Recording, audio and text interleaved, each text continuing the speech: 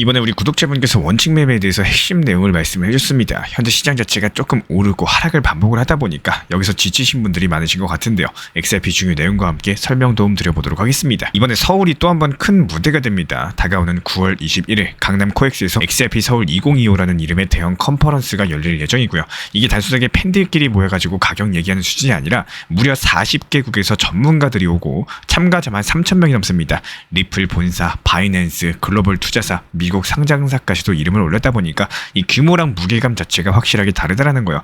여기서 더 흥미로운 건요. 이번 행사 주제가 단순한 XRP 얼마 될까 뭐 이런 것들이 아니라는 점입니다. 디지털 자산 트레저리, 스테이블코인, 그리고 규제 환경 변화 같은 이런 제도권 이슈들이 핵심인 거고, 예를 들어 가지고 기업들이 현금을 은행에 두는 대신에 XRP 같은 자산으로서 보관을 하면서 운영하는 이런 구조들이 논의가 될 겁니다. 그리고 실제 이런 것들이 실현이 된다면은 XRP는 더 이상 송금형 코인에 머무르지 않으면서 금융 시스템의 백엔드 인프라로서 자리 잡게 된다는 뜻이겠죠. 그리고 한 가지 더 묻고 싶은 거는 과연 왜 서울인가 여부겠죠. 한국은 투자자층이 두텁고요. 반응 속도가 빠른 나라라서 글로벌 기업들이 반드시 체크하는 시장입니다. 실제로 암호화폐 거래량은 전 세계 최상위권이고 제도가 바뀌면은 바로 시장 자체가 출렁이는 곳이에요. 그렇다 보니까 이번 행사가 단순하게 지역 이벤트가 아니라 아시아 전체 시장의 바로미터 역할을 할 수가 있다는 겁니다. 이런 것들이 리플 XRP 투자자 입장에서 봤을 때 대형 컨퍼런스가 당장 가격을 끌어올리는 촉매제는 아닐 수도 있어요. 하지만 중요한 거는 구조적인 신호인 거고, 이미 리플 CEO 측에서는 XRP ETF 그리고 리플 IPO 신규 상장까지도 이런 이야기들을 꺼냈고요. 미국은 스테이블코인 규제를 법제화하고 있습니다. 그 와중에 아시아, 특히 서울에서 이런 행사가 열린다? 그렇다면 XRP가 글로벌 금융 인프라로서 편입되는 과정 중에 하나인 이정표라는 거겠죠.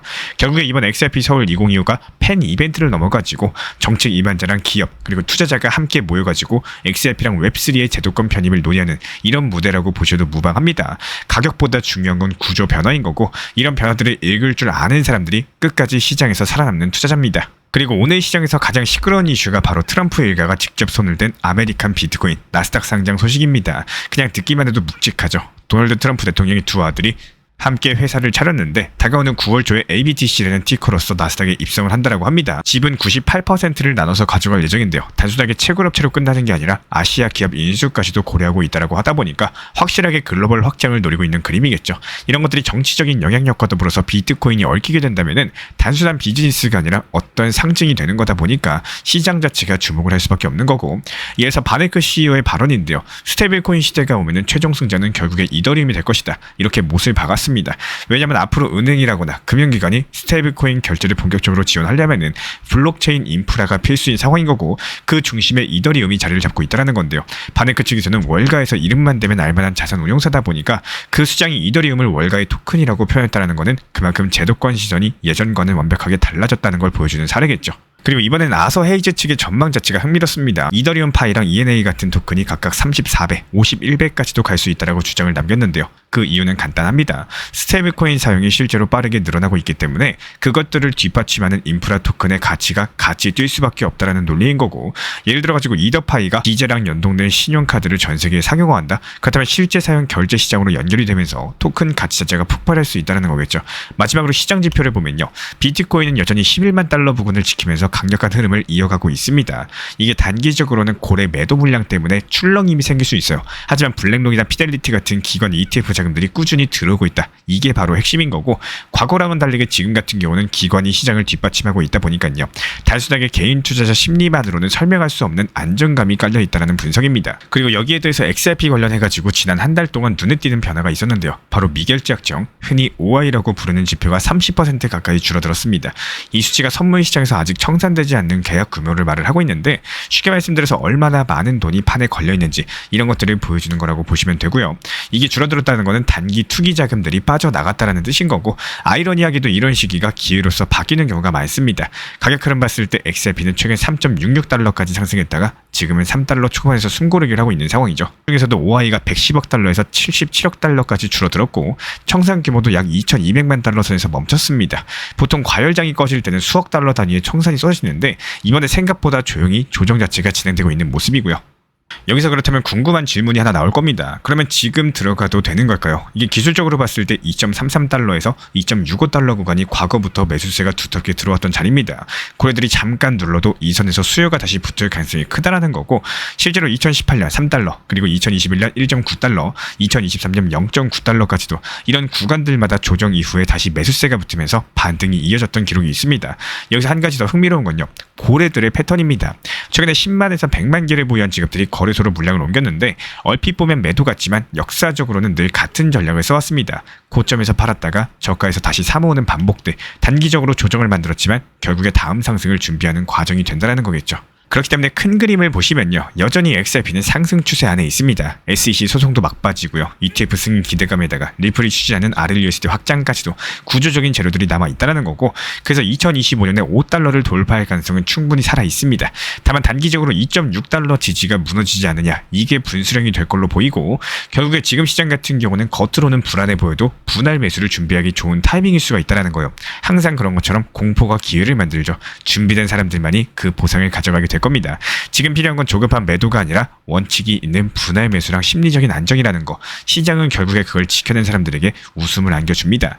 그리고 미국의 암호화폐 거래소 제미니가 리플, 그러니까 XRP 신용카드를 내놨는데요. 이 카드가 나온 뒤 앱스토어 순위가 급상승을 하면서 코인베이스나 로빈후드 같은 대형 플랫폼을 제쳤다라는 소식입니다. 이게 단순하게 거래량 때문은 아니고요. 숫자만 봤을 때 코인베이스 하루 거래량이 제미니보다 16배는 많은데, 여기서 앱 다운로드 순위에서는 제미니가 앞섰습니다. 결국에 사용자들이 체감하는 실제 서비스 가치, 이런 것들이 반영됐다는 얘기이고, 그렇다면 왜 이런 카드가 주목을 받았을까요? 단순하게 코인으로 결제할 수 있어서가 아닙니다. 연회비가 없죠. 해외 수수료가 없죠. 거기에다가 결제할 때마다 XRP로서 보상을 쌓을 수가 있습니다. 주유소라거나 전기차 충전소에서 결제하면 4%가 XRP로 돌아오고, 식당에서는 3%, 마트에서는 2%, 그 외 일반 결제는 1% 수준입니다. 쉽게 말씀드려서 우리가 매일 쓰는 카드 포인트가 이제 리플로 쌓이는 구조라는 거고, 중요한 건 어플 순위 역전 현상입니다. 거래 잘 되는 거래소보다 일상과 직접 연결된 서비스가 더 빨리 사람들을 끌어당기는 법이죠. 실제로 주유, 교통, 식료품처럼 누구나 매일 쓰는 영역에서 리플 보상이 붙는다라고 했을 때 자연스럽게 투자 영역을 넘어가지고 소비 영역으로까지 XRP가 퍼져나가는 겁니다. 이게 바로 실제 사용 확장의 본질인 거고, 또 제미니의 최근 행보도 눈에 띄고 있어요. 지난 5월달에 리플이 발행한 스테이블코인 RLUSD를 가장 먼저 상장을 했고요. 며칠 전에는 나스닥 상장을 위한 IPO까지도 신청을 했습니다. 이런 상황에서 XRP 카드를 내놨다는 거는 단순한 마케팅 이벤트가 아니라 제도권 금융 속에서 리플 생태계를 키우려는 전략적인 포석이라고 볼 수가 있는 거고, RLUSD랑 XRP 카드가 결합하면은 결제, 스테이블코인, 글로벌 송금까지도 전부 다 이어지는 확장 자체가 가능해지겠죠. 결국에 이번 카드가 단순히 하나의 금융 상품이 아니라 XRP가 실제 생활 속에 금융 인프라에 깊숙이 들어온 신호인 겁니다. 가격만 줬던 시선에서 벗어나서 리플이 결제량 보상이라는 생활 밀착형 영역까지 뻗어나가고 있다는 점에서 상당히 의미가 크다라고 할 수가 있고, XRP는 이제 송금형 코인을 넘어서 소비자 금융과 제도권 결제망을 잇는 이런 인프라 자산으로 진화를 하고 있는 겁니다. 그리고 우리 구독자분께서 이미 원칙 매매의 핵심을 잘 짚어주셨는데요. 제가 조금 더 쉽게 풀어서 말씀을 드려보도록 하겠습니다. 음식을 먹을 때 언제가 가장 맛있을까요? 바로 배가 고플 때 먹는 음식이 가장 맛있겠죠. 그리고 물도 마찬가지입니다. 그냥 마실 때보다 운동 이후에 땀을 내고 여기서 목이 바짝 마른 순간에 마시는 물이 정말 꿀맛입니다. 그렇다면 매도는 언제가 가장 좋을까요? 내가 필요로 할 때, 그리고 지금이 딱이다, 이런 순간에 하는 게 가장 좋은 경우가 많습니다. 즉 가격이 올라갈 때 스스로의 심리를 잘 들여다보셔야 되는 거고, 와 드디어 리플이 오른다, 4,900원 회복했네, 이제 5,000원 그 이상 가겠구나, 이렇게 생각이 들 때 욕심을 부리시기보다는 분할 익절과 분할 매도를 과감하게 활용하는 게 훨씬 더 현명한 선택이 되실 겁니다. 투자에서 가장 위험한 심리 중에 하나는 괜히 지금 팔았다가 더 오르면 어떡하냐, 이런 두려움인데요. 아직 일어나지 않은 일들을 걱정을 하시다 보면은 당장 내 눈앞에 온 좋은 기회를 놓치게 되는 경우가 많다라고 말씀을 드려요. 단기 고점에서 수익을 실현해가지고 만든 현금 비중은 단순하게 예수금이 늘어나는 게 아닙니다. 이런 것들이 장기적으로 마음을 안정시키고 투자 심리를 단단하게 만들어주는 가장 큰 힘이 되는 거고, 내 포트폴리오가 올라가면 올라서 좋은 거고 떨어지면 추가 매수를 할 수 있어서 또 좋은 겁니다. 흔히 말하는 이래도 좋고 저래도 좋은 이런 상황들을 스스로 만들어 나갈 줄 아는 거, 그것이 바로 원칙 매매입니다. 이런 원칙들을 잘 활용하셔가지고 투자에 꼭 도움이 되시길 바라겠습니다. 이번 주 시장에서 가장 크게 반응한 건 바로 크로노스였습니다. 트럼프 미디어 그룹과의 연기 발표가 나오면서 강력한 호재가 붙었고, 크로노스는 단숨에 치고 올라갔는데요. 3일 만에 무려 2배가 넘게 상승하는 엄청난 상승세를 기록 중에 있는데, 그런데 저는 이런 상황들 보면서 바로 솔라나를 떠올렸습니다. 왜냐하면 크로노스랑 솔라나는 과거부터 정비례 관계를 자주 보여왔기 때문인데요. 크로노스가 움직이면 일정 시차를 두고 솔라나가 뒤따라가는 이런 흐름들이 반복돼 왔었고, 투자에서 중요한 건 바로 이겁니다. 역사를 알면 미래를 알 수가 있다는 거. 과거 차트 패턴을 통해서 크로노스가 먼저 올라가는 경우에 솔라나의 상승도 이어진다는 걸 충분히 예상이 가능했고요. 그래서 저는 이 근거를 바탕으로서 실제로 커뮤니티 방에서 솔라나 추천드렸습니다. 그리고 결과는 똑같이 나왔습니다. 솔라나가 강력하게 반등을 했고 미리 제시드린 매도 타점까지도 정확하게 도달을 하면서 회원분들께서 수익 실현을 하셨고요. 이게 바로 시장을 분석하고 과거의 흐름에서 미래를 읽어낼 줄 아는 힘입니다. 단순히 운이 아니라 데이터와 패턴에 근거한 전략이었고 그 전략이 그대로 현실에서 증명된 겁니다. 지금도 온체인 데이터 보면 여전히 매수세가 강력하게 들어오고 있어요. 시장이 우리한테 다시 한번 기회를 주고 있다는 신호겠죠. 그렇기 때문에 신규 타점도 공지드린 상태고요.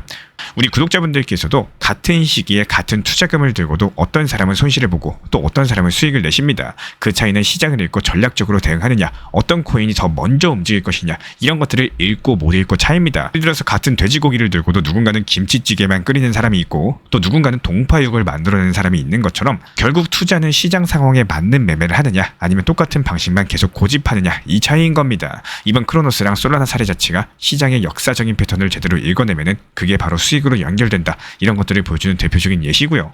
특히 요즘 들어 테마가 확실한 알트코인들로 유입되는 빈도가 눈에 띄게 늘어나고 있죠. 그중에서 시장을 강력하게 주도하고 있는 것은 단연 중국 관련 테마입니다. 중국 정부의 대규모 경기 부양책이 발표되면서 중국 관련 코인들이 무려 30% 이상 강력한 상승세를 기록하고 있는 건데요. 실제로 최근에 비트코인이 하락하는 와중에서도 알트코인들이 이렇게 치고 올라온다는 것은 단순한 우연이 아니겠죠. 이런 것들이 분명히 9월달 본격적인 알트 시즌이 열리고 있다는 신호탄인 거고, 저는 이런 흐름들을 실시간 모니터링하면서 솔직히 소름이 돋았습니다. 지금 시장이 우리한테 다시 한번 기회를 열어주고 있다는 거고, 실제로 중국 관련 코인들 이미 신사 채널 단기 종업방 통해서 추천드린 바가 있었고 이미 수익 실현까지도 완료된 상황입니다. 오늘 새벽 4시에 매도 체결된 온톨로지 같은 경우는 미리미리 매도 타점을 걸어놨었기 때문에 깊은 새벽임에도 불구하고 매도 알람 사인을 드렸고요. 신사 채널 커뮤니티 회원분들께서는 잠을 자다가도 이번에 수익 실현이 되셨었죠.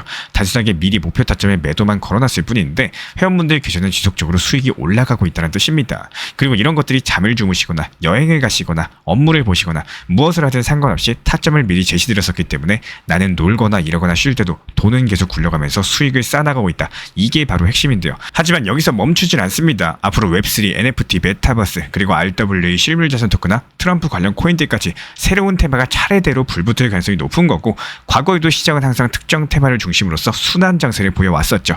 지금이 바로 그 흐름이 바뀌는 초입일 수가 있다고 말씀을 드려요. 그래서 우리 구독자분들께서도 포트폴리오를 다시 한번 정비하셔라 말씀을 드리고 싶습니다. 단순하게 보유 종목을 늘려나가는 게 아니라요, 다가올 테마에 맞게 전략적으로 재편할 필요가 있는 거고, 제가 앞으로 날카로운 타점에서 신규 추천드릴 예정이고 실질적인 기회를 만들어 드릴 예정이에요.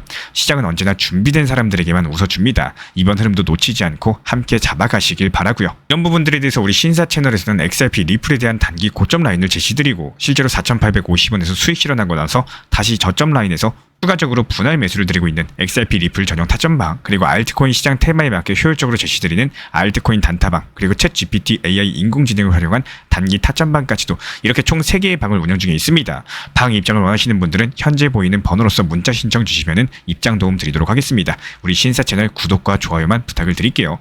리플 XRP 투자에 있어서 이제는 투트랙 전략이 반드시 필요해지고 있습니다. 무턱대고 몰빵하거나 반대로 또 손 놓고 기다리는 시대는 끝났어요. 첫 번째 트랙은 매달 분할 매수하시면서 시장이 빠지든 말든 일정 비중으로서 리플을 꾸준히 모아 나가시는 겁니다. 이거는 시간과 리스크를 분산할 수 있는 가장 효율적인 전략인 거고, 그리고 두 번째 트랙은 남은 현금 비중으로 알트코인 단타로서 굴려나갑니다. 수익이 나면은 그거를 다시 리플에 재투자하시면 되는 거고, 이게 바로 수익을 만드는 순환 매수 전략이 되실 거예요. 그런데 여기서 중요한 거는 단타 하실 때 조심하셔야 되는 거예요. 단타 매매 중독되면 끝장입니다. 이 매매 중독을 절대 조심하셔야 되는 거고, 예를 들어 가지고 시장이 과열인데도 지금 아니면 기회가 없다, 이런 조급한 생각에 RSI 지표가 이미 고점인데도 불안해서 또 들어가고 결국에 수익은커녕 손실만 쌓이게 되실 겁니다. 그래서 저희 채널 차원에서는 한 가지 원칙이 있습니다. 확률이 높은 날만 진입을 하세요. 그리고 시장 전체가 과매도 구간일 때, 비트코인 기준 RSI가 바닥을 찍을 때, 그때 알트코인 중에서 최근 거래량이 급등한 종목이 과매도의 경우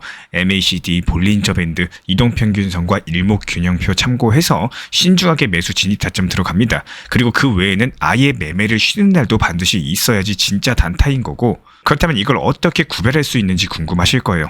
여기서 챗 GPT가 등장을 합니다. 저희는 챗 GPT를 단순한 도구로 쓰지 않습니다. GPT한테 오늘 확률 높은 진입 타이밍이냐 이렇게 물어볼 수 있게 맞춤 프롬프트를 사용을 하는데요. 그리고 그 결과에 저의 실전 매매 노하우 30%를 덧붙여가지고 GPT 시그널을 보완합니다. 어떻게 하는지 궁금하신 분들 GPT 검색력과 활용 전략을 이용해가지고 이 두 가지를 한 방에 알려드리고 있습니다.